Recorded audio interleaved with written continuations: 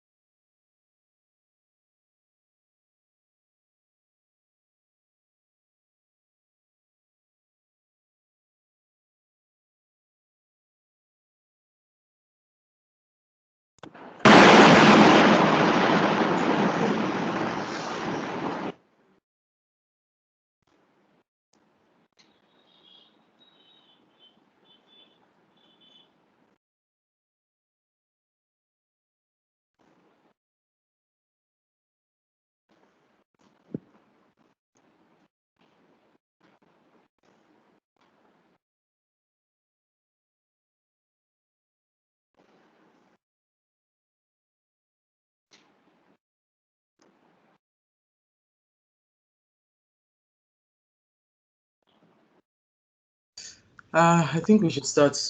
Others will join us since there's a recording. Good evening, everyone. Good evening. All right, very well. Thank you, Alima. How are you guys today?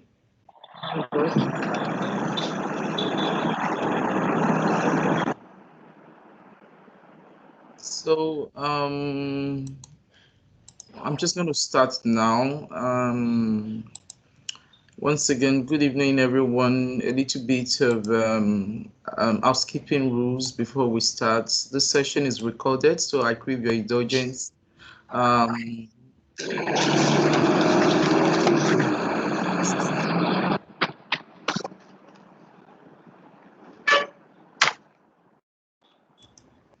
Okay, so like I said before, this session is recorded, so I crave your indulgence in that. kindly mute your microphone when you're not talking, and then if there is any time we want to talk, please let us wait till the Q&A session, and then with the raise of hand we can ask our questions and then we can get started. So please, I'm going to ask you all to come in and mute your mic so that you do not distract me or even the rest of the people on the call, please. So with that said, we're going to, I'm sure some of us last week, I couldn't make it last week because I had a bit of office work to attend to. So sorry about that, but we'll continue this week and then we will start with talking about where we left off. If there's any of you that remember where we stopped the last time, I'm just going to try to, yes.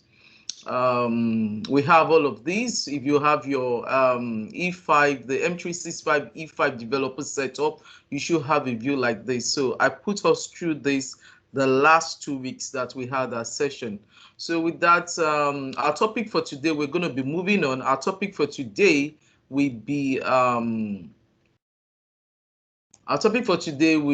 managing Microsoft 365 users, accounts, licensing, and groups. So I want to believe that all of you have set up your Office 365. If you haven't done that already, do me a favor of going to this Teams channel. When you go into this Teams channel again for the modern workspace, go, if you're new here, probably you're just new, do me a favor of going into this Teams channel. If you go, this is what you will see when you go into this Teams channel. However, this is for the Microsoft 365 M365 channel. So this is for the tech group. However, if you visit this, you will be able to see those files here. Now, you look into the files, you have the course curriculum, and then you have the course exercise. I input the exercise one after the other. Probably I'm not doing it like putting everything. So we're in day 2 right now. Yes, it's supposed to be in day 3 because we missed last week. So but we're day 2 right now. So you have all the exercise in day 2. So all of this exercise here is what I'll be working with. So you pay attention. If you don't have that already, download it. If you're just joining us, then I want to believe you're going to have to go to this course curriculum, look through it, and then you look at the useful videos we have. So we have useful videos for day 1, day 2. Again, you might also want to visit the YouTube channel that has been created for us. So you will see all of the videos that has been uploaded for the modern workplace. So with that information, I think I want to start now and then go on. So like I said, our topic for today is, I've been doing a lot of talking for the past 2 weeks. We're doing a lot of talking, more of theoretical, talking about how you do this, and then we delve into a bit of practical activity that set up your M365 environment. So like I said, you are supposed to have an environment like this. So taking it further, we are going to be looking at how we're going to create our users, and then we can create our users either from the GUI or from the Powershell and then our group. So with that, let's look at our agenda for today. So the agenda is, first, we want to manage user accounts, and the first thing we want to look at is how we can create user accounts via the admin center, which is what I showed you earlier on. And then the Powershell, we're also going to look at how we can configure user accounts attributes. We can do that through the via the admin center, or also via the Powershell. We're going to look at how we're going to assign administrative roles to users via admin center and then the Powershell. So you will look at that. Remember what we said, Office 365 or the M365 is what is role based. So it allows you to be able to give just the amount and the right amount of privilege or access anyone that is an admin or a user is needed to be able to function in the environment. So I give you an example. I have environments that I have users that are for Exchange. Why would I want to give somebody that is just his business is just to create mailboxes. Why do I want to give him access to the Teams admin center? So with our role-based structure in place, you can actually give users the right, just the right amount of privilege or rights that that is needed for them. So the next thing we're going to look at is actually do what? See how we can delete or block user signs in. Someone leaves your organization, or someone happens to leave your organization, or you found out that somebody's account is actually compromised. How do you do in blocking such user from signing in? Or how do you also delete the user account, and what is it? I mean, what you need to know when you're deleting user accounts. So those are some of the things we need to look at today. And then moving forward, we're going to see how we can manage the license and the services. What are the licenses that we have, and what are the services under each of those licenses that we have? And then how we can do what? We can view users that have license and users that are unlicensed, and then how we can assign license to users. Then we finally go to managing of the groups. We create a group via the center. We'll look at the different kinds of group we have. I think we touched that a little bit last time, but again, we will look at it for the benefit of those of us that may have forgotten, or some of us that are just joining us. So we'll look at that creation of groups, and then via the admin center, and then the Powershell, and then we can add users to our groups. So with that, I want to believe every one of you, you're set. To a lot of us that are just joining us, if you don't know what we're doing, but if you are already there, Sarah and Alima, I want to believe you guys already have your M365 already set up. Yes or no? Please, with the raise of hand. So that's with the raise of hand, please. Sarah and Alima, do you guys have? That's great. Very well. Great. Okay then. But if you don't have it, Alima, please visit the YouTube. Okay, great. You do have that also. That's good. Awesome. So let's start. Now, the first thing I want you guys to do is this. Just look at what I'm doing. I've already uploaded some of the files, our exercise files for you people, so that it will be easier for you to follow with me. So what you can do right now is this. The first thing is that for us to create this user account. So on my PC, I'm going to try to do what? Launch the Powershell. But don't just launch Powershell that way. You have to right click and then launch the Powershell. So let me see if I can stop my presentation mode so I can show you what I'm talking about. Okay, so let's see. So you're gonna try to launch Powershell. So I'm going to try to launch my Powershell. So you see, Windows Powershell is what I have here. But don't just launch it, because you have to run with an elevated right. The first thing first we want to do is that I'll tell you why we're doing this. So just run this and run as administrator. Just keep it somewhere. So it's going to prompt you for you to say, do you want to allow this app to make changes to your device? So you just give it, it's going to bring this kind of prompt for you, and then just say yes. So that's one thing. Just keep it somewhere. So let's go now and then go back to our admin center. So from your admin center right now, remember, this is if you have your admin center, how do you get to your admin center? From here, you have admin. Initially, when you log in, this is what you're going to see. So you have my admin center. So I can do this show all, you know. Now, one of the things I guess I forgot last time to tell you is how you can see a lot of all. I think I did see every other thing from the admin center, you know, all the other admin centers, how you can see them. I mean, the administrative portal, let me use the right phrase, please.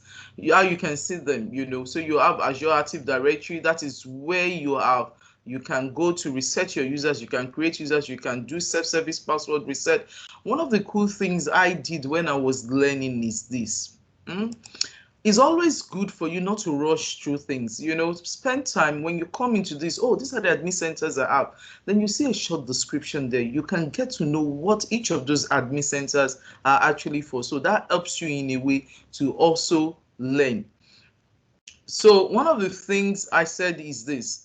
We've created users. So by default, the very first person that sign up for the environment will be what? your admin. So you gave it a name. This is my own admin. And then it has also the plan. So let's create a user right now using the GUI. So I can decide to create this user account and say, let's say the user account I'm going to create is Ola, is the first name. Sorry. And then I'm going to use, I like to use this because while I was in school, they called me Ola Binwanu Musfet. So I always like to, I did electrical, so I only like to use this. So let's say now I want to make the Ola and then just capital M. That's my naming, the username. So the username, you will find that it does what? It assumes the domain name. That is actually your what is called your user principal name. So bear in mind, this is your user principal name. Now, if I have multiple domain, remember the last time that I said that you can bring your own custom domain, which I put you through, and then even the exercise book also have that. You can actually bring your own custom domain and bring it here and then use it instead of using the one that comes default with Office 365. I showed you also that in domain under settings, you will see domain and then you will see this name because this is the name you use in signing up your tenant. So fine. So for me, I want this username, which is also going to be referred to as your UPN, your user principal name, or even what we call your email address going forward, or something like that, to be what? To be my first name and the first letter in my name. So it will be olam@ts, my domain name. So I can decide to say automatically create a password for the user, or I can say I input my password myself. So I will decide to say create automatic password for this user. Now I have this option to say require this user to change the password when they first log on, which means the user is going to have to enter that password first, and then it will be prompted towards to reset the password. Let's assume this particular user in my environment, I have their other email address, say maybe their Yahoo, their Gmail, or any one of it, or their Outlook. I can send the details of the password to probably an admin or other recipient, or that those users. I can put it here and then send the password to them, the details of this account, so that the user will know what I have created. So for now, I'm just going to leave it that you should send that password details to the admin. So the next thing I'm going to do is go next. Now, when you get to the next page shows you how to do what? To assign your product license. Assigning product license says that, okay, you have this license in your tenant. These are the licenses in your tenant. Even though these are the licenses in your tenant, it will also show the number of services that are on that license or the apps that you have on it. So for now, I'm going to do this. I'm going to try to assign this license for this user. So then it will, now I can come down here and show all of the apps under the license. So let's say I do not want all the user to have this Azure Active Directory Premium 1. I can decide to uncheck it, that okay, for this particular user, all I just need you to have is just for email. Why do I want all of this? So I can come down here to look for Exchange Online, Microsoft, hold on. I think I've passed it. Okay, let me just use this one that is very close to me. Let me use Microsoft Teams. That all I just want the user to have is just Microsoft Teams. So I can select this, So you can select if it is projects, you just want the user to have project, you can select that. I'm actually looking for the, I think past it. All right. So you have other things like Intune. Okay. Yeah, I didn't see it. I'm actually looking for if I can set. So let's go on anyway. So you can actually decide to say maybe you want to give the user the apps that you want them to see. So I click next. If I do not change anything, now you come to this place. I'm showing you how you do all of these things in the GUI. Now roles, remember what I said, that admin roles can be given to users to view data or to complete certain tasks that they are needed to complete in the admin center. Now, if I do not want this user to have any admin role in my environment, I leave it as this. But let's assume at the point I'm creating this user, I want him to have any of this admin role. I can click on it, or probably maybe based on what I want this particular account or user to be able to do, I can create admin role based on that. So I can click on this information icon here is actually telling me what each of this row. So if I mouse around it, it says that if I give this person this user administrator role, it will be able to do what? Reset user password in the tenant. It will be able to create and manage users and group. It will be able to, and then it will be able to do what? Filtering also. So if this is all I want, I can decide to do what? Just give this user a role. If not, I just say this user does not need admin role, and then I continue. So you can also show roles by category. So if you look at this, the global admin role is actually the highest role in the organization. That's what you have as the topmost role. So when you have a global admin role, it means that that person has unlimited access to managing every feature that you have on your tenant, even with data. But if you want to be more specific, like I said, you can give roles to people, by category, which is probably maybe that person is a Dynamics 365 administrator or an Exchange administrator, or probably you can even do multiple role assignment. Let's assume in an environment where you are running a centralized kind of environment where you have the same person doing user management, is the same person creating mailbox for email. You can actually give the person the Exchange administrator role. You can also give the person the user role that I initially, you can just assign multiple roles to the user, and then just based on category. So you can assign roles based on collaboration. So for collaboration roles, these are all the roles that are under them. For devices, these are all the roles that are under them. So you have Intune administrator, who helps you to do things like mobile device management and all of that, or even mobile applications management. So if somebody is given this Intune administrator role, he will be able to do what? To manage the devices that your users are using to enroll to your that they are enrolling on your organization. Maybe they are using to access your data. So one of the things, like I said, you should always do is this: when you're don't be in a haste just to click next. Yes, we know Microsoft made life so easy for us. They gave us the opportunity for us to be able to do what? To just click next. But then it doesn't stop you from learning. So what you could do is this: you can just mouse around each of these to understand, so that am I giving the person the right amount of right or privilege that he needs? So I'm going to uncheck this because I don't need this person. And then I can look at any other role. Okay, yes, user administrator role is on the identity aspect. You see, for security and compliance, you can play another role. So then the next thing you come down here is that the profile information. What is the job title of this person? So for me, I want Olamosfe to be a user. I want him to be, let's say, an IT admin person, an IT admin. That's his job title. And then the department he belongs to is what? Information technology, And then the office location, maybe I want the office location. Let's say the office location is situated in somewhere. You can put an address, or you can put. So let's say this office location for this user is on let's say is Ikoyi. That's where the office location. Then you can give the person the office phone. So let's say his office phone is 07 okay, sorry. The office phone, it can be the extension. So let's say the extension is 23456. That is his extension. And then he has a mobile phone of these. So I can give him, okay. So street address, you can do that. City, probably the city also is in Ikoyi. So his city, let's say Obalende, that's where he is. Or let me put Yaba here to be precise. Then the states, let's say Lagos. You can fill all of this information, but I just want us to see how tedious it is for me. If I have 100 users, am I going to be doing this one after the other? Then country or region, let's say the country is Nigeria.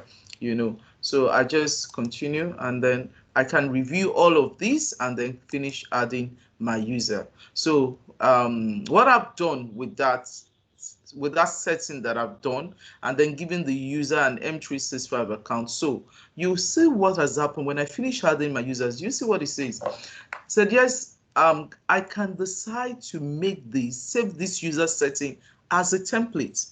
So as against me, if I know that I can use a template for specific department or for specific units. So saying to me, let's say that I have specific users that all they need is just Microsoft Teams, and then they just need Outlook. I can create a template for them. So when it's time for me to assign the product, when it's time for me to assign maybe the role to them, I don't need to repeat all of that process all over again. With that template, I can just pick up that template and they just add the users to it. So if I want to save this as a template, say you can save your template, probably maybe save it as against the specific job title, against a specific role, or even save it as against a specific location. So I create a template for specific user in some location and say, okay, save this. But for me, I wouldn't want to do this, because if I do that, I will need to fill this, and then save as location, or make this available to other admins if they want to use it. I have the option also to do what? Add another user. So for you, I want to believe that as I'm doing, you're doing yours also. So I close this. That's, already creates the users for me. So you can see. So with this account created, if I mouse around these three dots here, if I click on it, I have the option to do what? Manage the products, manage the group that the user belongs to. I also have the option to what? Delete the user, or again manage the user name and email. Probably I want to make a change to it. So I can do this to manage what they call it, the license. So if you see, I can reset the password here.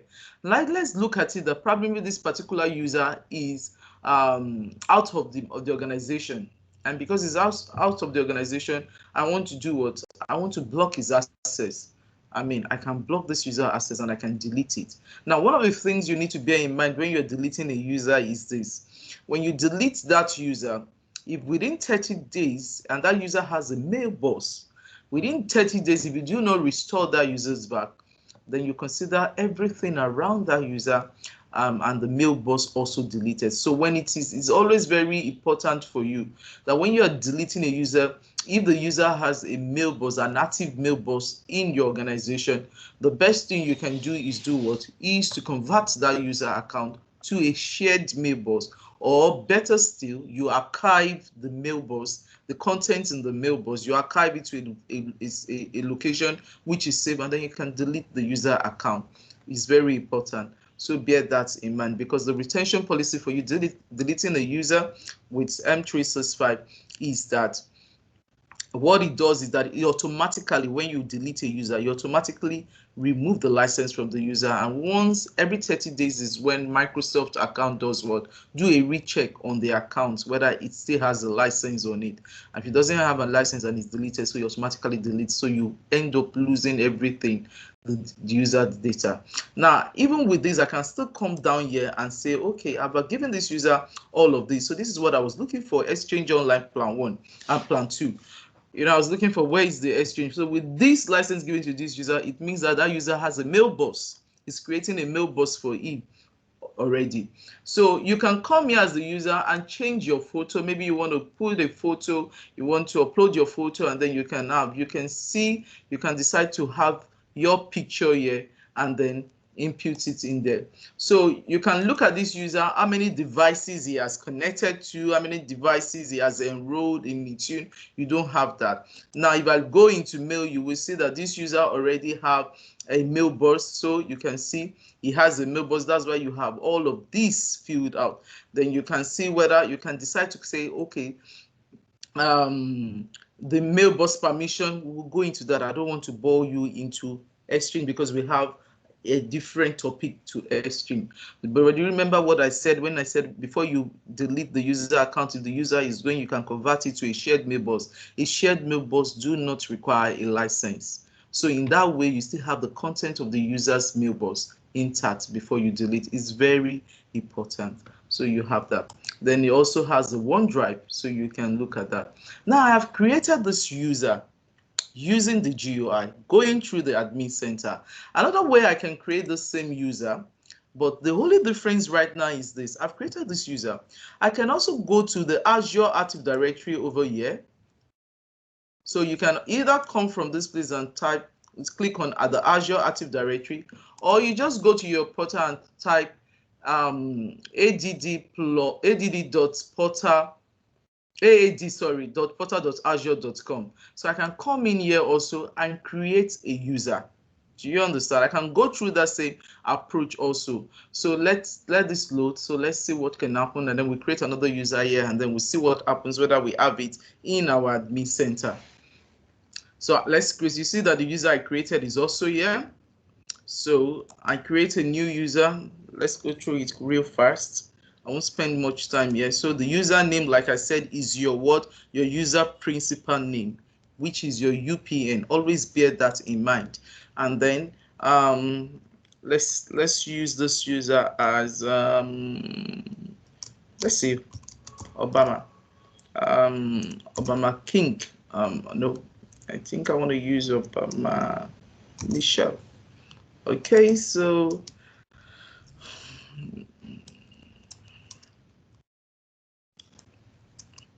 the name will be the display name, which is what? Obama Michelle. Apologies if I didn't get the spelling right. Just so I have the first name to be what? Obama. That's my first name. Don't mind me. So Michelle is my surname, is my last name. So like I said, auto generate the password. Then you can actually show what your auto generation is. Fine. Do I want this user to be in any group or rows yet? Not yet. You know, like I said, block the user. I have to select the location of the user. The user is coming from Nigeria. So this is the user's location, which is very key. The job information. So I can say this person is a sales executive. And I can say his department is sales. And then I can put the company name, which is still my name, TSM36501 Limited. That's the name of the company we created. Sorry, I think M36501. Then if the person has a manager, this is where you do your selection. You can select the manager of the person. So right now, I don't have a manager, so I'm just going to do what? I'm just going to create this user. So let's see what happens to this user. When this user is successfully created, you see, he has a company name. This doesn't have a company name. But how do I get this user to have a company name? I can come back to this place. And when I click on this user, I can actually edit and see all of the details about the user and put a company name also there. So this is where in this account, you know, I can manage so I can manage the information of the user. Like let's see what are the contact place. I can get the company information. Not here. So I can case department I have here. So I can go into Azure and then put in the information for the company also, or set it via what they call it, or set it via Powershell. So we'll look into that. So let's refresh this and see whether the user I created is there. So you can see that that same user is there, but do you notice the difference? The user is actually on license, and I want it to be that because we have an option to do that. I mean, to do it through the PowerShell. So you saw the way I could license the user via the GUI, and then we are going to have this user to be licensed what? Via the PowerShell. So let's bring our PowerShell back. How many of you have your PowerShell? So let's bring it back. So I have my PowerShell. So for me to be able to connect to Office 365, the first thing I need to do is that I need to do some tasks on my PowerShell. So on my PowerShell, the first thing is that I made this already available for you. So the first thing is that I need to install what? Install this module. So I'm going to install this module, which is install this module Microsoft Online. So you need to install it. So if you have your command, your PowerShell, a little bit of digression, let me show you what a PowerShell is. So a PowerShell is actually a verb noun. So it listens to what? A verb noun instruction. So this is verb and noun. And then you will find out that at every time Let's see if I can edit this, my font, make it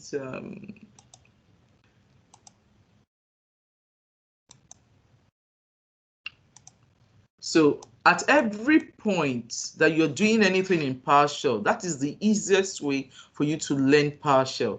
Always remember that with PowerShell, you have a what? A verb noun instruction that you're giving to your system or you're calling out. That's what your PowerShell is. Now you will see that, and then is a verb dash now. You cannot miss this dash from it. And it is not such that there is a space in between. Now, if you look at this, install is a verb. Now, what are you installing? What you're installing is the thing, which is the module. Now, what module? What's the name? If I can decide to say name, like a property here, we call it a property like dash name, and then I put MS Online. But sometimes PowerShell also do not need that. It knows, so if already for me to say install module, it knows that I'm calling up for a property.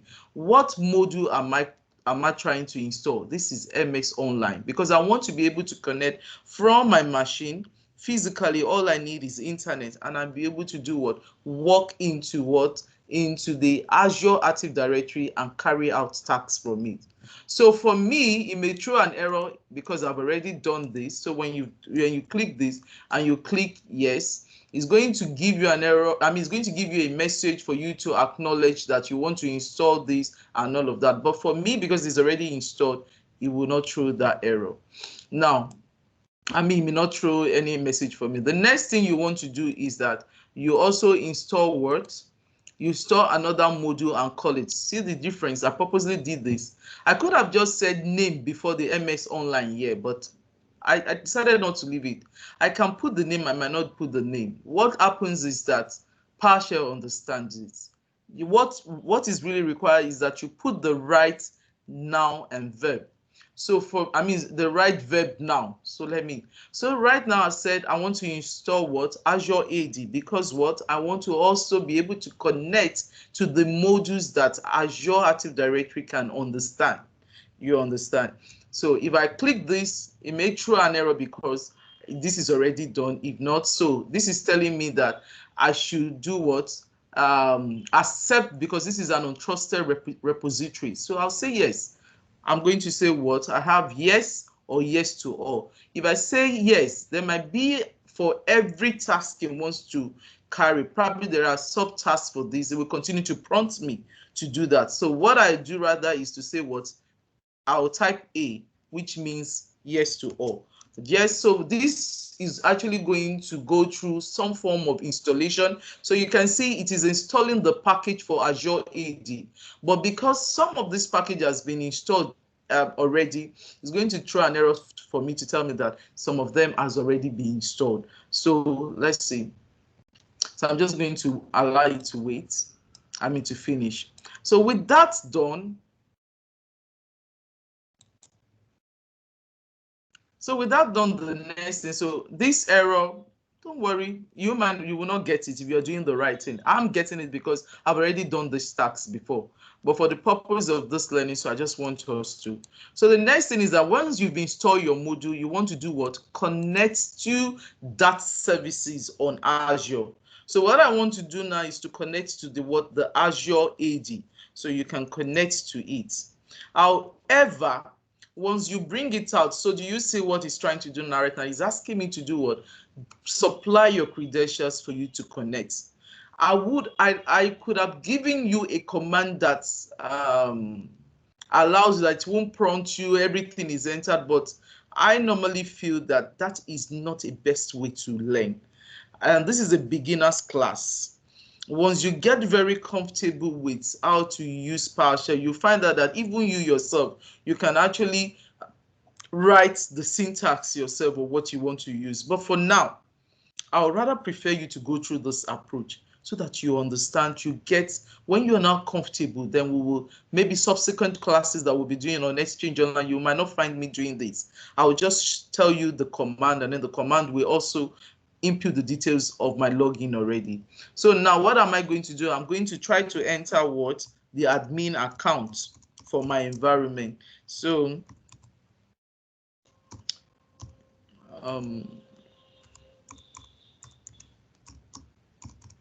I'm just going to do this and then move next to the next one. I kind of don't really like to see red. It normally does me somehow. So I may decide later on to open another Powershell and bring it here. But no problem. Let's go on. It's just for the purpose of learning. So I'm going to sign in. So if my connection, if my signing process is, you see, so it is successful, and then it gives me the tenant ID, it gives me the environment that is Azure Cloud, it gives me a detail, let me see, about the account that is being signed in, and then the account type that being a user. So is a user account is not a guest account. It is also not an equipment or a resource account. So this is a user account. Remember last week we went through that. Now this means that I've connected to Azure AD. Now I can query Azure AD with any of the commands. If you do not know any of the commands in Azure AD, you can do what? Get help, get help. And when you get help, you can do get details. But I would devote another time entirely to teach you how you can go through PowerShell. But for now, so I don't want to digress so much because of time. The next thing we're going to do is to connect to the MS Online Service. Now, the MS Online Service is actually what is the Microsoft Office service that we're connecting to. And when I connect to this, it's also going to give me the prompt for me to enter. So no problem. I'm going to do this. And then because of the command I want to run, I have the account spelled out right. Then put in my password also. And all right, now, so this should successfully, with all of these, I'm okay now. Now, the first thing I want you to do is this, every one of you. So please check through that. You can actually do as I'm doing so that if you have any issue, I can know on time. I have created a user through GUI. I've created it through Active Directory. But now what do I want to do? I want to create just a user via what? I want to create this user. See, I want to create this user via words. So I'm going to make use of this. Please pay attention to this so that you can see. I want to create this user called what? John Blake. I want to create it via the PowerShell. So what have I done now? I said what? New MS user. The display name, you can see this display name is called what? Property. Anytime you have like a dash between something, is like what property? Just like you have an attribute as a female, you have an attribute, you have your eyes, you have your legs, you have your name, you have these and all of that. So also when you're creating the user, these are the properties or the attributes of the user. So this attribute is actually called a property name. So you say what? The property name is what? Your display name, which means I want the user to be what? John Blake. And then I move forward. The next thing will be what? First name. If you look at it very well, you find out that there is no space for the property name. However, when I am not given what the value of that property name, because there is a space, that is the reason for these quotes. Anytime you're writing something in PowerShell and then it's going to have a space in between, make sure you put those value into a quote. So you see the property name is just name, property name, display name. It does not have. Now look at it again. First name is easy for you to know. I said John is the name. So because John doesn't have anything, there is no need for me to put it in a quote. It's fine. Last name is Blake. Then I have the user principal name, which is also what? So those are the key things you always have to keep in your mind when you're creating user. You're going to have to input first name, last name, user principal name. So the user principal name, like I said, is what the email address or the name I want the user to use in logging in. And then the convention we have used is what? The first name and the first letter of the surname. or the last name is what our convention is. So I've already put that. Then I come down. Do you remember when I was creating the user in the GUI, it asked me where the location is. So here in Powershell, it is called what the property name is called what usage location. So I'm going to use what ng. Now it calls what license assignment. Remember I gave the user a license. So I want to assign license to this user, then I need to. So, but the way for you to know your license real fast, in case it is not the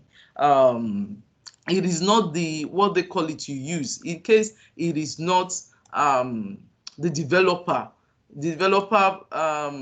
subscription you use. This is a way for you to get your license in Office 365 with the kind of license you are using. So you will use what get dash Microsoft Online Accounts SQ. We call it SQ. So that is your license. So when you enter this, it's going to have to return to you the type of license you have. So if it sees, it gives me that my account SQ ID is what? My domain name. Do you see? Oh, sugar. Oh, sugar. My system has been asking for restart. Can you guys see my screen? Hello? Hello, can you guys see my screen? Yeah, okay, good, great. So so you can see that the number of licenses I have what the developers pack, which you also should have if you follow through the light, and then you have the what I have also the Dynamics 365 enterprise plans. Don't worry, I just put this plan because I was testing out something. So it tells me this is the active unit 25, but see the number of units that has been consumed, which means I assigned 2 of the license. Remember, look at it over here. I assigned 2 license to out of that 25 already. So now let's see what will happen.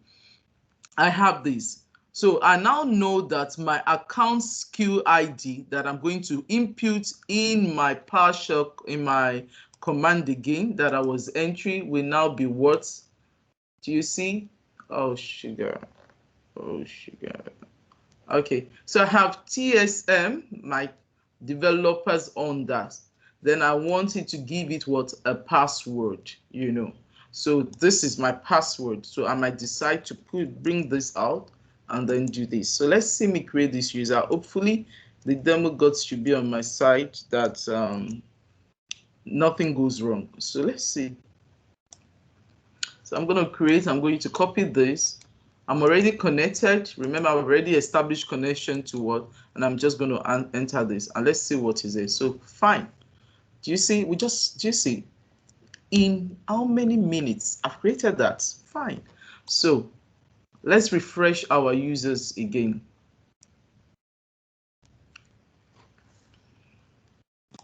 Let's see the number of users we have, and then let's see whether there is a license assigned to this user, you know. So we should have like 4 users now created. If you're following me, you should have this.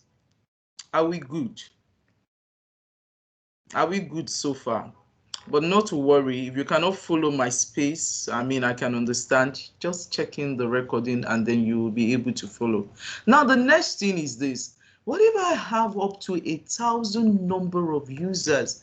The question you'll be asking me, MJ, are you saying that I will now have to be creating these users one after the other? Or what am I going to do about that? Or am I going to be, even though Powershell is faster, do I now have to be doing the command and be creating one of them one after the other? No. So you have 2 options here when you want to create multiple users. So I can add multiple users, and when I click to add multiple users, actually I can do what?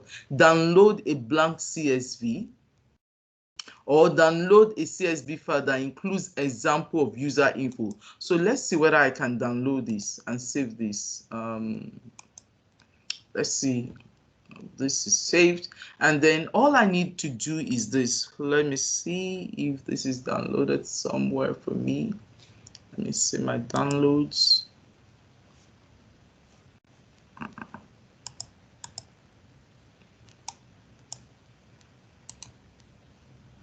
I hope you guys are getting value, and then you're joining this. So let's see whether this already has some users account that I can use, and then we're going to test with that really fast. Okay. All right, great. So I have this, you can see. So it just downloaded a user for me. Now, if you look at the username, if I decide to import this user, the error I'm going to get will be what? It's going to tell me that just that sample file I downloaded is giving me this, but then this is not my domain name. So I can decide to say any place, you can download this file. You can use this CSV to populate as much as possible the number of users you have. So the number of users that you have in your environment, and all I can do, let me see, editing it. All I need to do is that what I want to replace, so I can find and replace. So I find to say this domain name, and then I replace it with my domain name. If you're following me, it should be your domain name, which is what dot on Microsoft. Understand? So I've replaced this. So that name should be. So if I click on this account back, I should have something else. So I do not want this account to be what hyperlink. Now the first name is green. This is display name, and then the job title you see is an IT manager. The information about it is what is information technology. The office number is this. Office phone number is this. Office this fast. What account do I want? So we can change the alternate email address. I don't need that. I might leave that. My coach, so probably maybe I want to use what Minator.com, maybe. I don't subscribe to that. I don't do that anyway. City is Raymond Days, and then it's in United States, maybe this particular user. So I save this as a CSV file, you understand? So you save this as your CSV file. So it's still going to ask you that what you need to what receive it. So let's save it. Let's see what's going to happen. I'm going to replace it. So I can come in here. That's one way. I can browse. All I need to do is, because I want to, if I fill up the whole of that CSV with the number of users in my environment, or probably maybe my HR gave me the number of people in my environment, I can just quickly create that in CSV and browse, and then come to the location where I have those files, save it in my downloads, and then I come in here and import it, and then it will validate if the user information is right, and then I click next. Then it asks me to assign the license, whether it is location in Nigeria I want to use or this, fine. Then I do this, I still assign license. So let's see whether Chris Green will be created, and then this, and then I had the users. So let's see. Now it sends me, do I want to send the password? Fine. You can send the email details and the password to the user and all of that. So, but I'm not going to do that. Let's see whether our quiz green has been created. This is it. Do you see how you can create multiple users? So you have the option for you to create multiple users via what? Via your Excel sheet that you can import via your CSV file. But let's assume I am lazy to be doing all of that. I am someone that want to script. I love to script. I don't find it like something that I want to. So I'm going to show you real fast right now, which I also put there for you. Please check through. I created a user. So I have this user's account. I have this user, that's about 6 of them that I've created with a phone number. Oh, sorry. Okay, so I need to redo this and make it a number, not any kind of number. So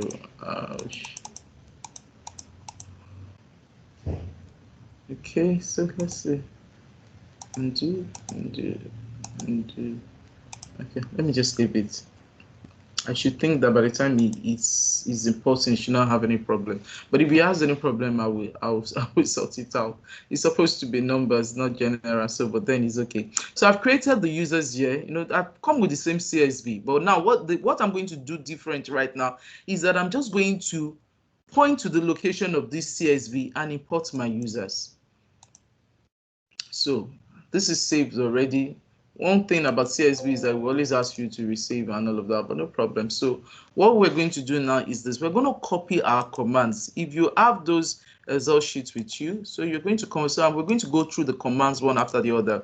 I normally tell people the best way for you to understand PowerShell is this. Understand PowerShell from the angle of you learning how to do what? To explain the command you are doing what? You are copying or you're trying to run. So let's do it again. Let's understand our command. So this is what our command is saying. It said import CSV. Remember what I said about your PowerShell. Your PowerShell is what? Is a verb now. Now, let's pause for a minute. One of the things you need to bear in mind is this. When you're creating a new account or you're doing a new task, you normally use the word what? New for it.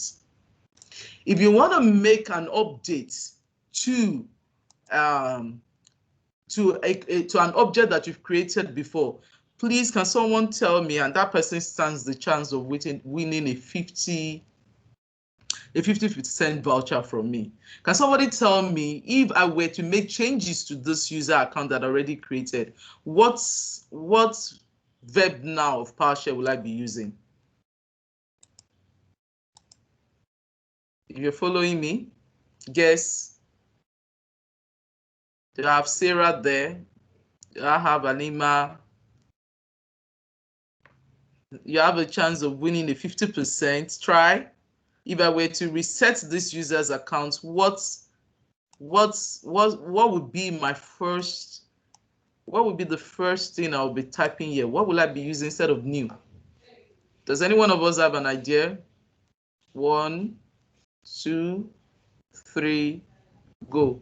Okay, so I will only be using the set because I'm making a change to it.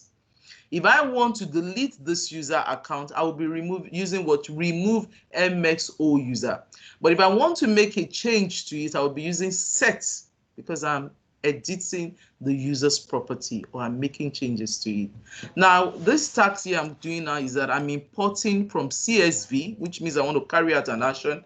Now, if I want to import from CSV, I need to be able to say my property, one of my properties say, where is the path to your CSV? Now, for me, I'm going to load the path to my CSV on my machine right now. Is this. So I have this path, which I'm going to enter and then put my CSV name to be users import.csv. That's the name of my that's the path for it. So I now says that you see that Excel that CSV file for each of the row or the column for each, create a new user. This is now me passing a command to my PowerShell to say create a new user, that is a new Microsoft Online user.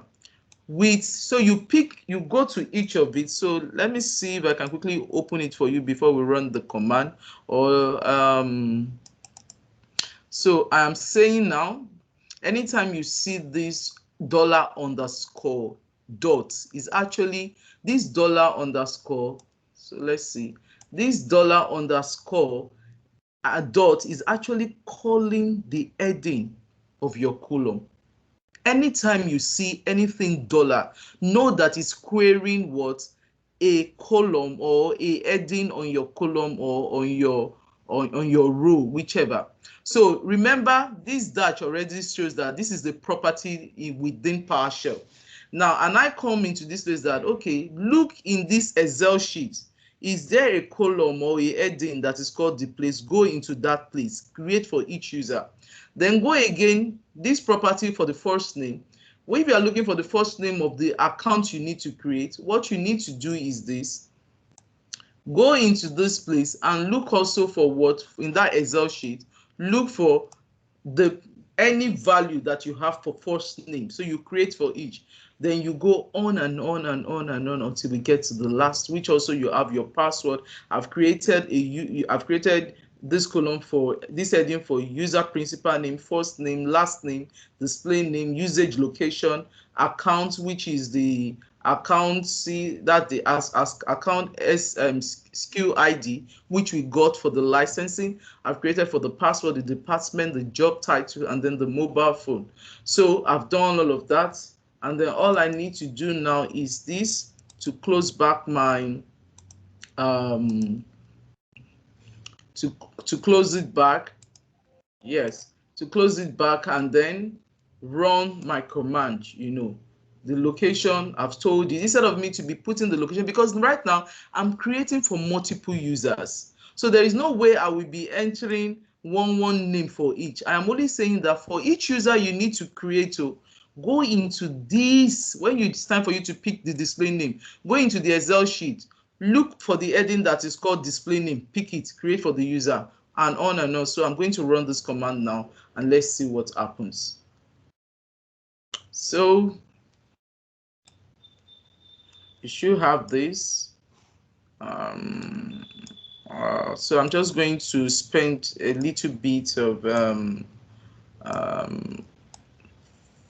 more minutes for us to leave. I know I've taken your time. So let's come back to our PowerShell. So I'm going to run this, and let's see. Let's hope. Do you see? Everything is just, so do you see how beautiful it is? It says what? It's not a verified domain, so there's something wrong. So it tells me that one of the users that I created, so that is a number. What number is that? Is not, so let's see. I must have missed out something when I was creating it. But you see, the beauty is that that's partial for you. It finished it. So it says, I've created 1, 2, 3, 4. It created for Sean, so he created Jane. And then it says that's on Microsoft.com. It says, what's wrong with Jane? He said the user principal name. It says what? The name, okay. Oh yeah. Did you guys post spot anything here? Did you guys, if you're with me, you will find out that the M365, I missed out the 365 there. So I'm just going to rerun the same command, and then it will tell me that the others already exist. But before I do that,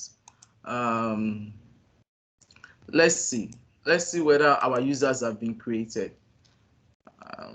At this stage, if you have any concern, let me know. If you have any questions, let me know. I hope you're following. So let's refresh our users and see whether the ones that have been created so far without error are created, and then they all have what? The license allocated to them. So you can see we have the user. But I'm going to repeat the same command. So for me to repeat the command, I just need to do what? Click on my page up arrow. That page up arrow will allow you to repeat the command, or you can toggle until you get. So if I continue to click on my page up arrow, all of the command I have run before, I can check through. So now I'm going down back, I'm just teaching you a shortcut for you to run the command. Now, when it's about to run this, it's going to tell me that some of them already exist. So when I click enter, let's see what we're going to get.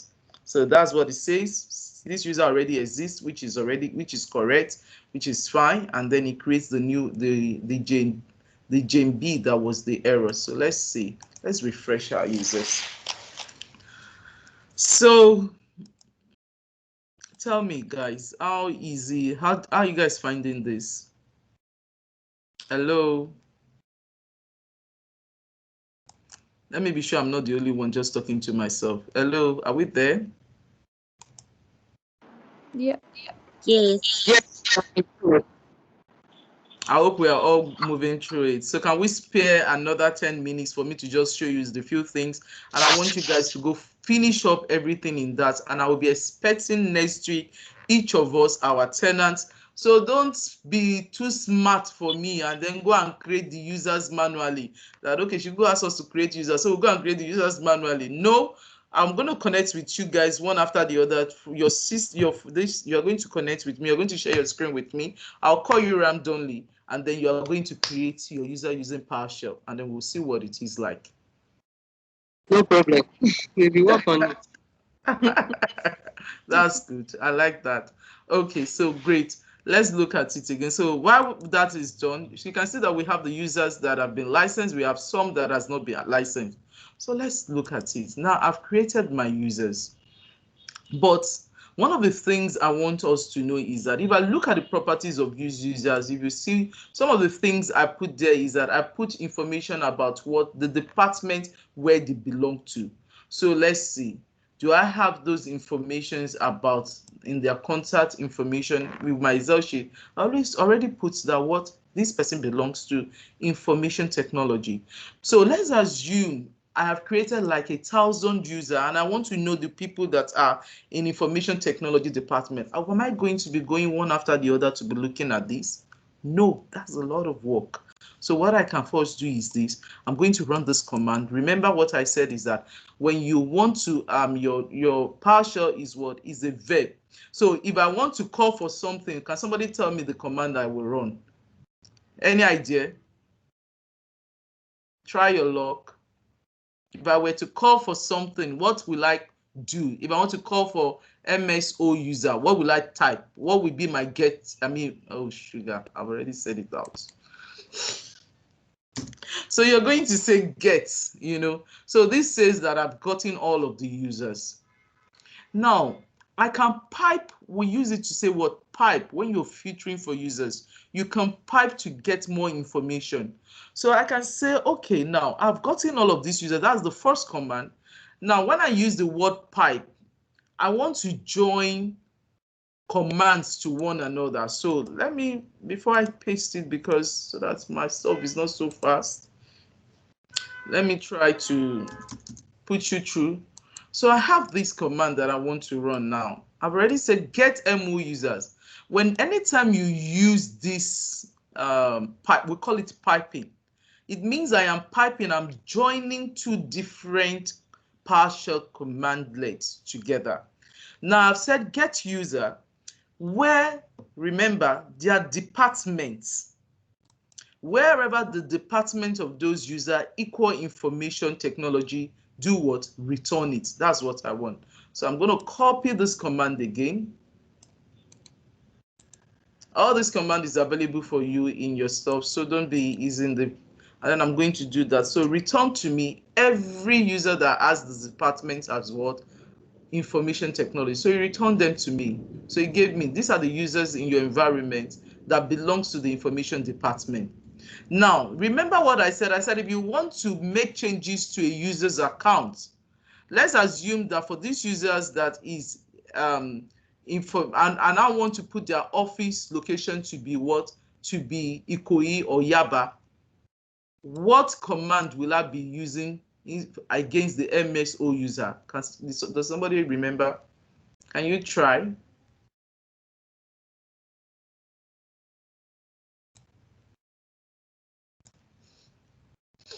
Okay. So all I need to do is just press my arrow back up, which means that I have done this. I want to pipe it again. Like I said, you can use your piping to do or to do multiple. So I have gotten this user, it has returned this value for me. All I need to do is pipe it again and say what? Set. I said if you're making changes to it, you do what? You use the set. Then Emos, use your tab, it will finish it. But this is, I should have used user, and then the property I want to set for this user is what? Office. I can just use my tab, you see, office, and then call it what? Yaba. But before I hit finish, let's look at it. Let's look at all of these users. Let's pick one of them. Chris. Let's see where his office is, the office location he has. So I'm going to try to manage Chris information. Still loading.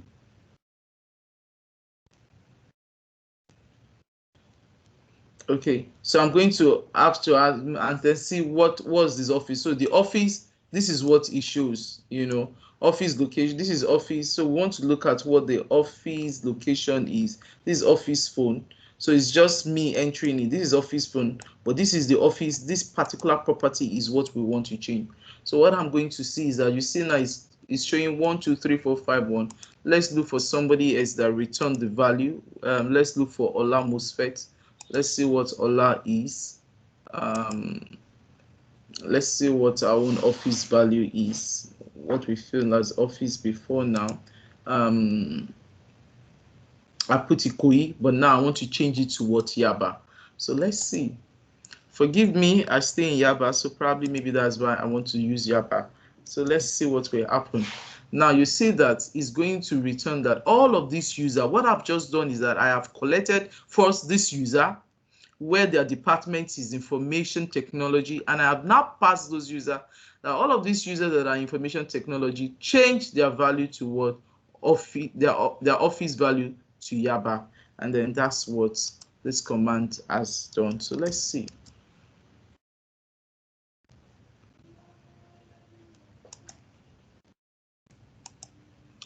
Let's see while it is running. Let's see the one for Chris, whether it has made any changes to Chris' own.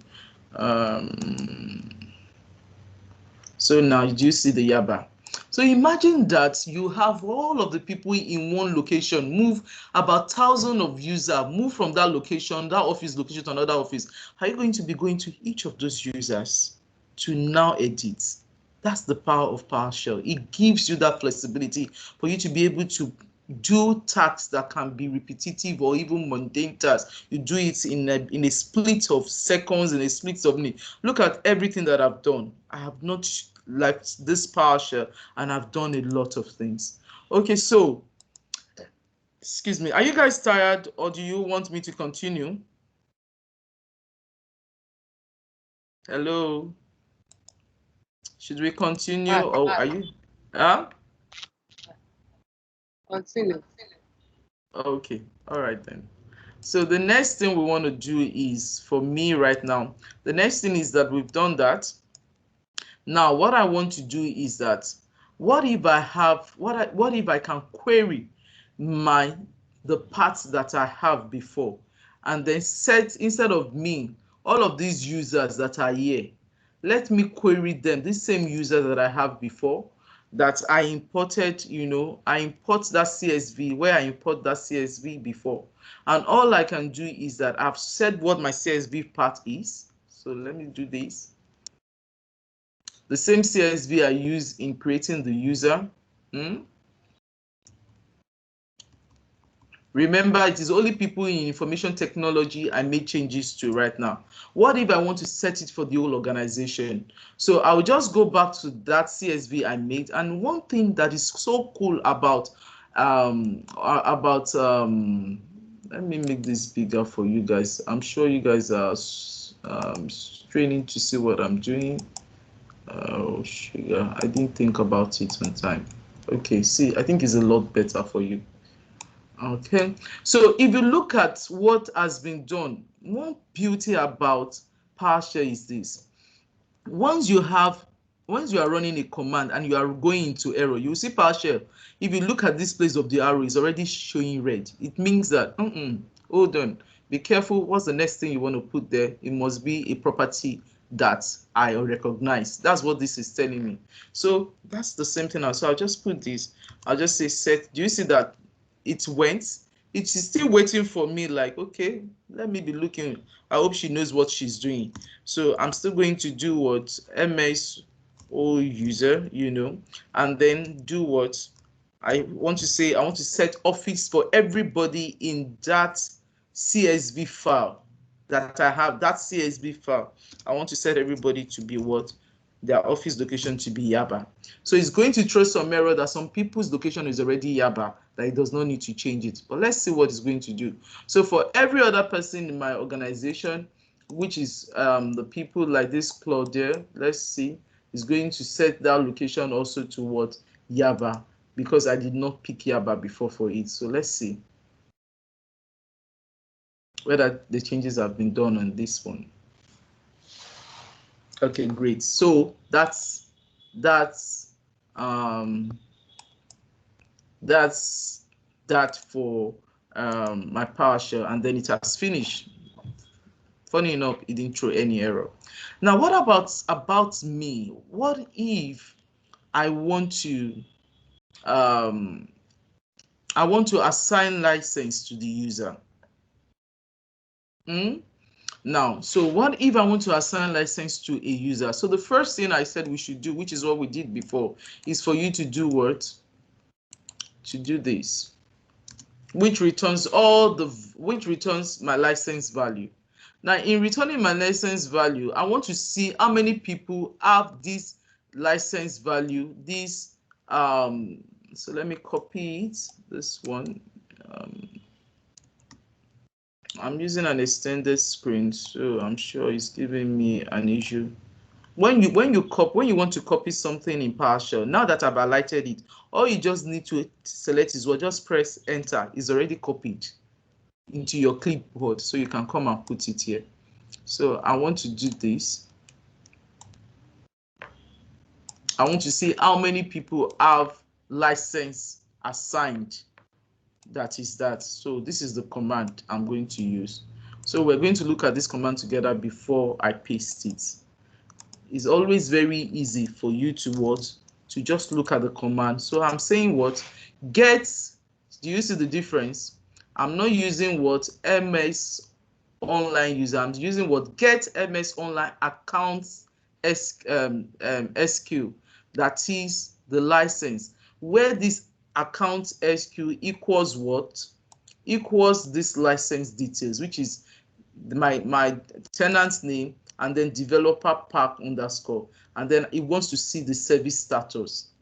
So whether it is licensed or not. So I'm going to copy this command and bring it into this, and then let's see what it returns for me. So it sees it's going to return a lot of things. Now these are the status of all of these. This Intune 0365 is what is pending activation. So what I've done right now is this. I have done that command, but the next thing I want to get is this. I want to get every one of them that is licensed, every user in my environment that is licensed. So I'm going to run this command. Get MS online user all where his license is equal what? False. False means that they are not licensed. But if I turn this to true, it means they are licensed. So let me see all of the people that are not licensed in my environment, in my tenant. Now, did you see his license is false? So if you look at it really, if you go into this same place, one of the users he pointed out is what? Is Lynn. So let's look at Lynn. Is Lynn licensed? No, she's unlicensed. But you see, he did not return Chris because Chris is licensed. Now that I have that, instead of me to be going to each of them and then be editing and licensing them, let's assume it's 1,000 number of users. Am I going to be going to each of them? All I just need to do is this. I have gotten it. Can you guess what my next command will be? Can any of you get what my next command will be? I guess you people, you don't want to talk, but I always say one of the things my what they call it, like me while I was in school, my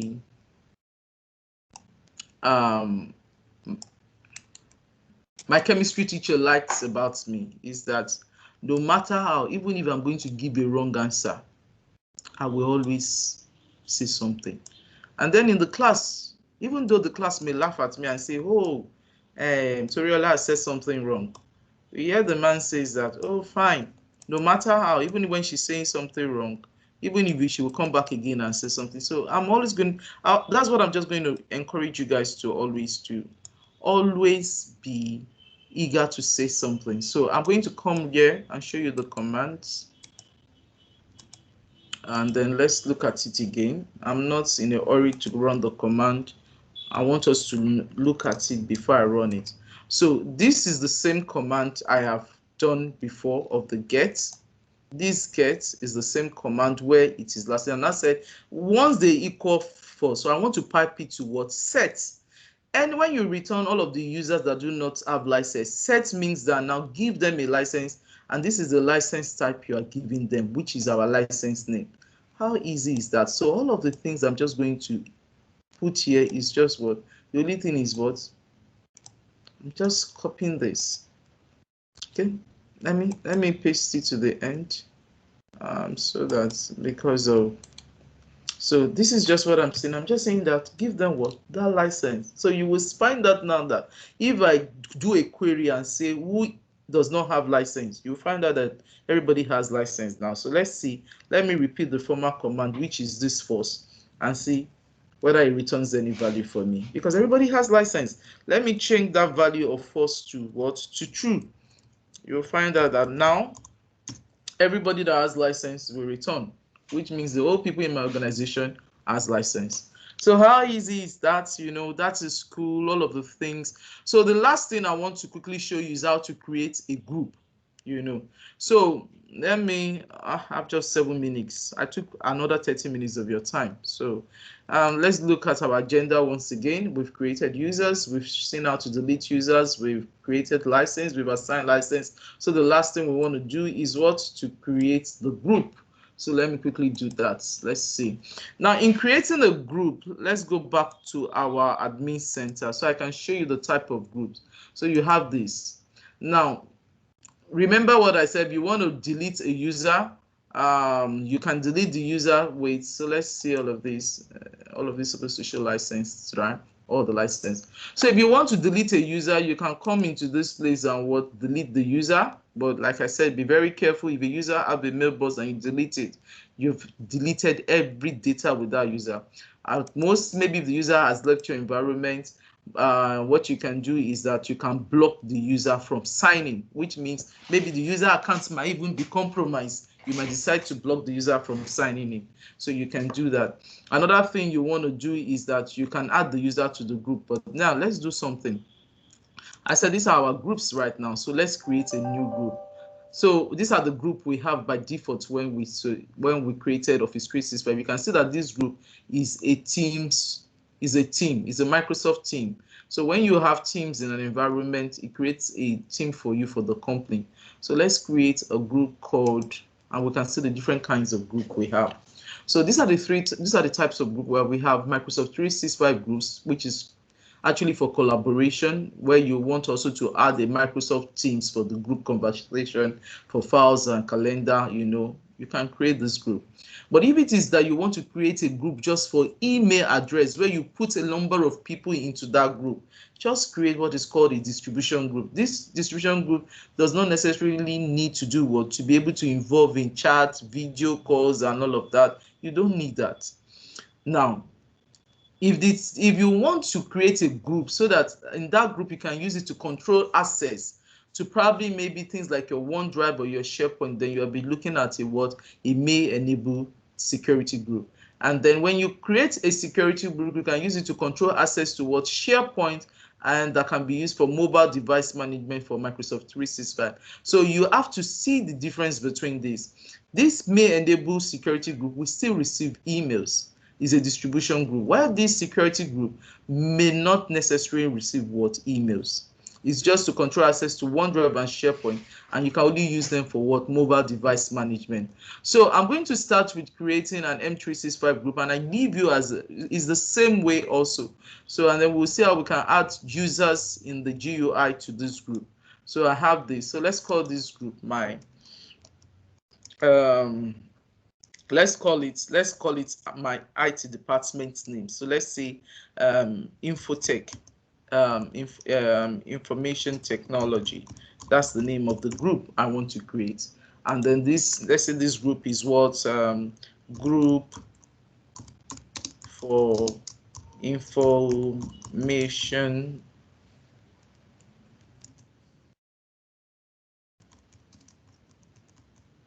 technology.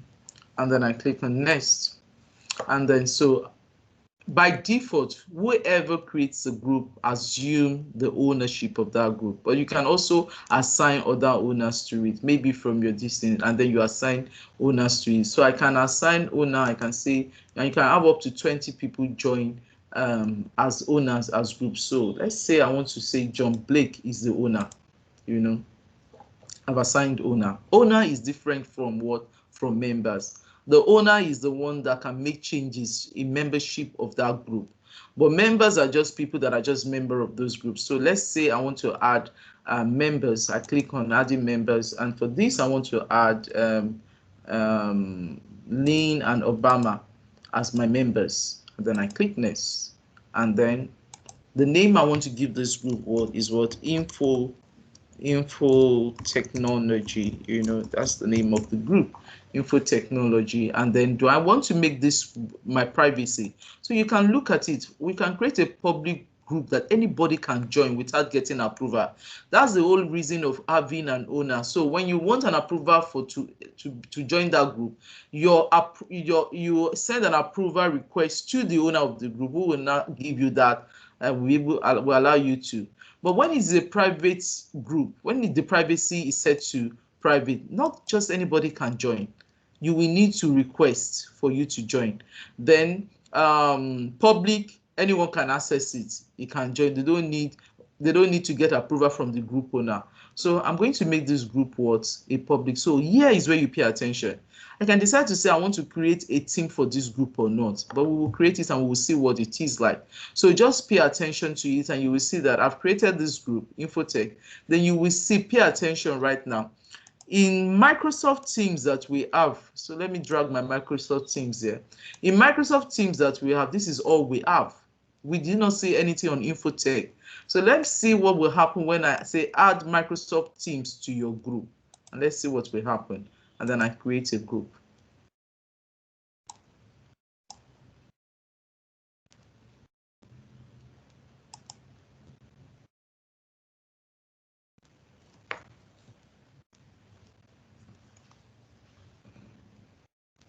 Okay, so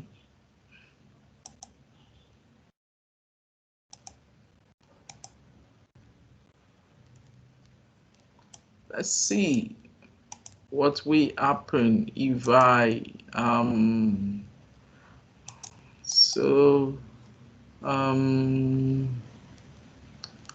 let me see whether I can use the web to refresh it.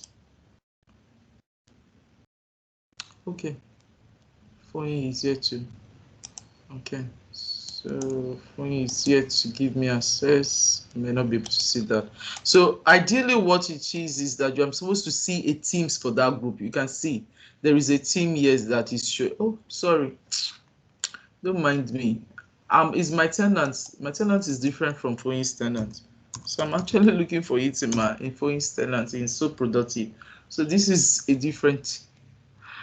Okay, so bear with me. So let's see it. We'll see the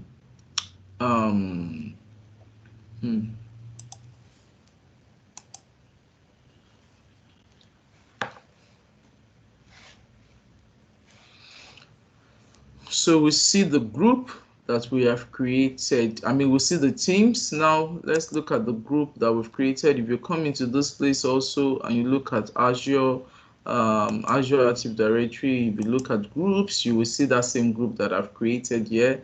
And then if you go to Office 365 also, you see the info technology as a group. And then on my Microsoft Teams, I hope it can load fast. We will see it there also, So let's say use the web instead, and then see. Okay, so while we wait for that to load, so let's see me wanting to create this group from what they call it, Powershell. If I have multiple groups, why do I want to do that? Let's see the effort it takes me to create it, and then how long it takes me to create it. So I'm going to come back again, and then let's see this group right now. I want to say create an XML group. The display name is what? I don't want it to be Infotech. Let's say the display name in this case is audit. Okay, so let's see what will happen. Because new, I'm creating a new group. Let's see what is going to pick for me.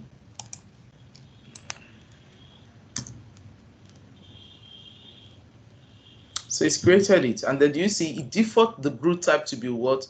To be security. Reason why? Because I did not say whether it is. So do you see this property? So let's assume I want to create another group, and so this group is what? Display name, Let's say this one is what, procurement, and then procurement, and I say my property type is what, group. That's it. So if you use tab, you will see if I say group,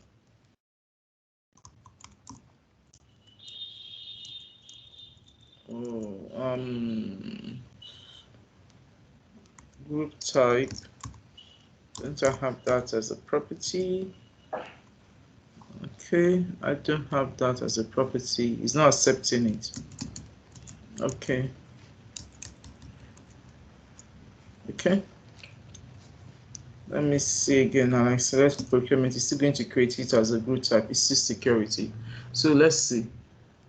Let me see my GUI. Let's see what it will give. So I have like 3 groups now. I have how many group? Audits. I should have procurement also.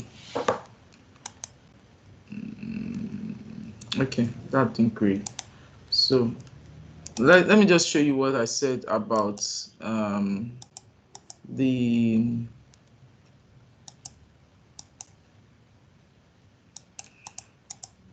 themes that I wanted to create for it. Maybe it's still in creation. Let me still leave it. Maybe it's still in creation, that's why. So, but then the group, let's look at it. For the group, I have procurement, I have it created. So they are security. You can see the others are what. See, this is what I meant. The M365 is what is an M365 group, and it has, it's not general. So except maybe because I'm not a member of it, that's why I get it. So because I'm not a member of it, that's why I'm not saying it. Okay. So that's for that. So with that ends like, how do you add users to it? You can add users to it. You can replace a group ID and all of that. You will see all of those exercises if you follow through. There's some of it that I did not. I just felt that when you guys are doing, especially when it comes to the licensing, if you go through the what they call it, if you go through this PowerShell manage user that I input, that I put in this course exercise, please visit it. This manage users, this is all the commands I'm running. This is where I import them and I put them. I think the only thing I did not put for you today is, let me see if I can import that one, is this one. So I'm just going to drag that in there.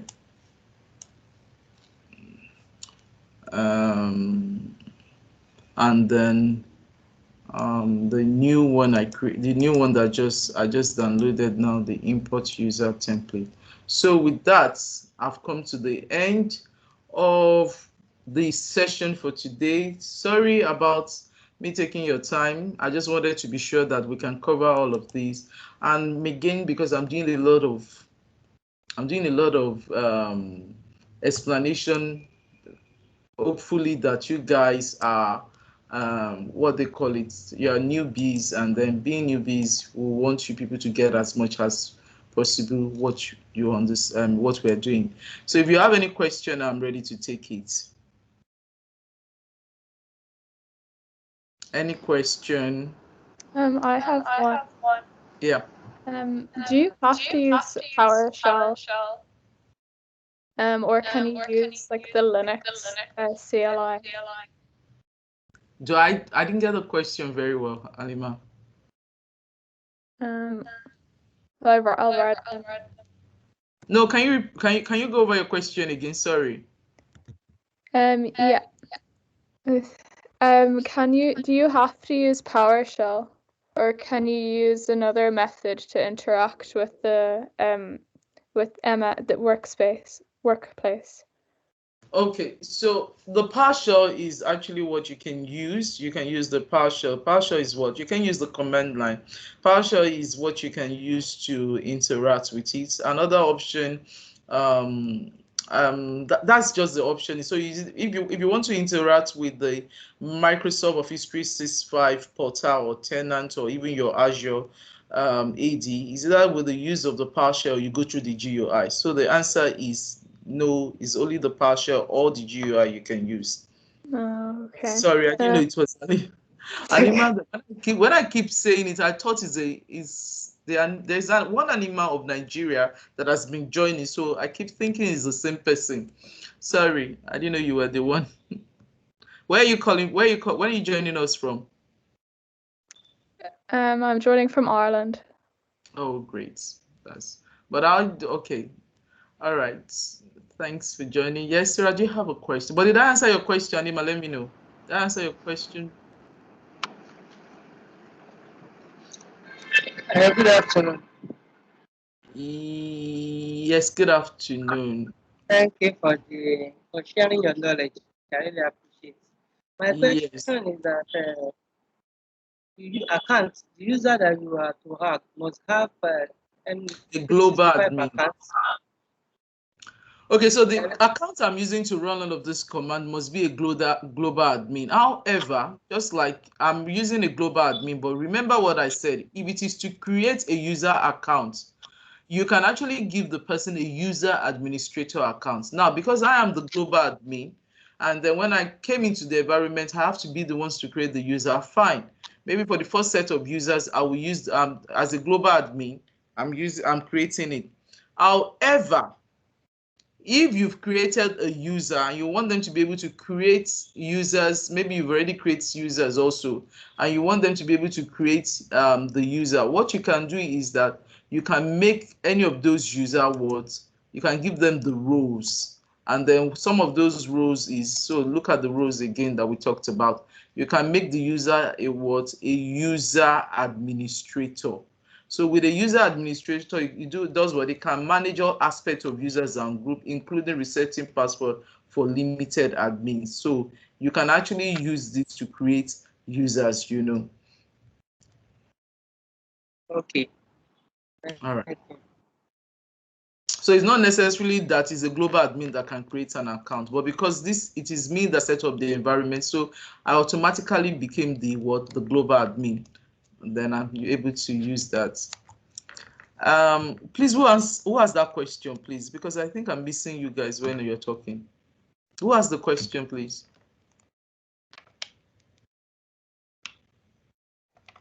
Hello. Sorry, who has the last question?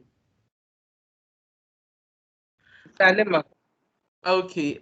Alima, okay, so you're the one that has the last question. Who has the question on the PowerShell? Is it Sarah or Vera? Yeah, that's me. Oh, Sarah. Sarah. Oh, sorry. Sarah, have you been with us from the beginning? Yeah, I was there for the first class and then I missed the second one. Oh, okay. But you can go through the recording, right? And then Yeah. if you look through it also, I posted the recording on the exercise so you can go through it. But this third one right now, I'm putting the recording on I'll upload it to the same channel, and then you can go through it.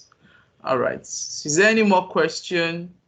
So Sarah, Alima, Vera, next week, what I want to see is that I want to see your tenants. I want to see um, how many you've created, and if you have any questions, how many users you've created, how many groups you've created, and then using the GUI and then using PowerShell. PowerShell is very, very easy. Like I said, if you want to know PowerShell, all you need to remember is this. It is a word verb noun. So if I'm creating something new, if I'm doing a new task for the first time, I will be using the word new, and then this is the noun, and then import, this is the noun. I'm getting, if I want to get details, if I want to make changes, I do set, if you know all of that. So it's very easy. And then unlike when you're using when you're creating users in Active Directory on premise, you will see new AD user, but for cloud it is what new MX, that is Microsoft Online user. You get, so all of those differences is what you will know, but I can trust me, the PowerShell is the way for you to go, and so you can always learn that very easily. So if you don't have any more questions, but if you have any question, let me know. But if there's no more question, then this brings me to the end of this class for today. If during your when you're carrying out your task or the task during the week and you find it difficult, please post a message for me on the post a message here for me on the Teams channel. Post a message for me here. So if you come into our Teams channel, if you have any question, if you have something that, oh, someone even made Miriam said, I didn't see that. Why didn't you speak out? So if you come into me, what you can do is this: if you have any question you need help with, just do new post, new conversation, and mention me using my words Olajumoke, and then post the questions to me. Mine is Olajumoke, so you should bring that out. So then you post the questions to me, or you can attention me Jumet, and then I'll see if you have any problem so I can attend to you or help you. However, you can also come into the group, type your message. If you're having problem in using the Powershell, or if it's throwing error to you, let me know, then we can look at it together. So with that, that brings me to the end of my class. I hope it's been worth it, you staying true to it, and then happy learning, guys. Thank you all. Thank you. Yeah, bye everyone. Sarah, I hope I'm not too fast for you. Oh no, it's okay. I just got confused with the PowerShell. Oh no, it's so easy to. Powershell is actually. So what I'm going to do is this: I'm going to paste in the conversation, or I'm going to paste for you how you guys can learn PowerShell for beginners. So I'm going to look for a video for you guys. How you can learn PowerShell for beginners is actually very, very, very easy. And once you know PowerShell, one of the things you can do with it is that just be, I mean, you'll find very amazing. And then because is a language that you can understand in a way, because it speaks the language, is the English language, One of the things that, let me give you an example of what I'm trying to say. I know we're late, but I'll just give you an example from what I'm running. Now, one of the things you know with PowerShell is this. It's English, it says. So if you can pay attention to the English, you can actually know especially when you see these red things. So it tells me I'm trying to run new MSO user, but it says unable to add this user because a user with this user principal name already exists. This is an error, but at the same time is informational, so you can overlook it. You can overlook it really. Now let's look at this user that I want to. It said this is a task I'm trying to do. New MSO user. Unable to create this user because the user principal name provided is not a verified domain.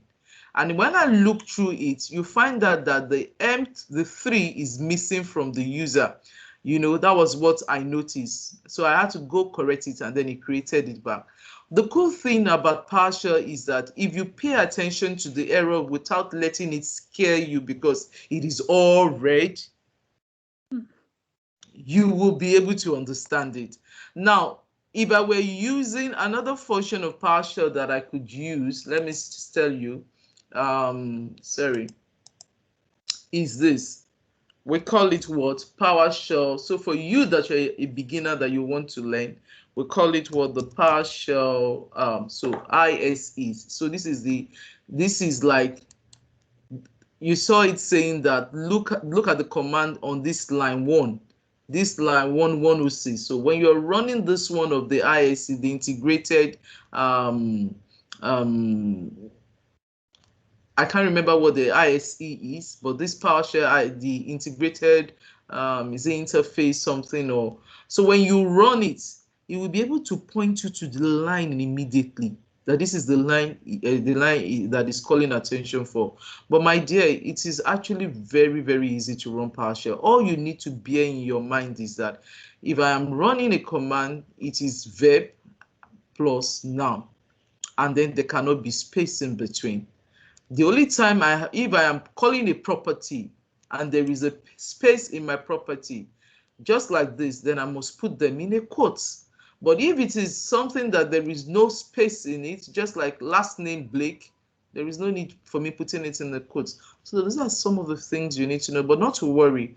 Believe me, Powershell is very easy for you to get. So I'm going to look for a video for you guys and you can look at it during the break. And if you have any problem, maybe in running, one of the things, the way you can know Powershell very well is your continual instead of doing tasks on the GUI, do it on Powershell. You'll get very familiar with it in no time and you'll be fine. So I hope that helps, Sarah. Yeah, that does. I'm excited to watch the video. All right, guys. Do enjoy the rest of your weekend. Bye, everyone. Thank you, you too. Yeah, bye. Bye. Bye.